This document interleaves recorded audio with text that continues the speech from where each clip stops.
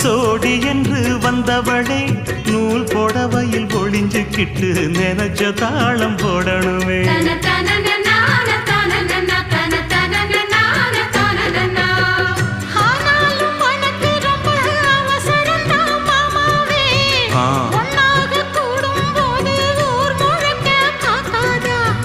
பார்த்தாலும் தவறு இல்ல பனியுறங்கும் ரோசாவே உன்னால சொத்த வச்ச மூக்குலதான் வைக்காதா.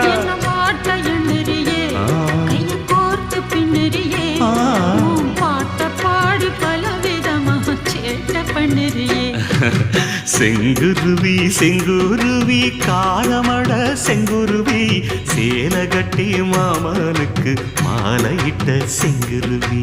செங்குருவி செங்குருவி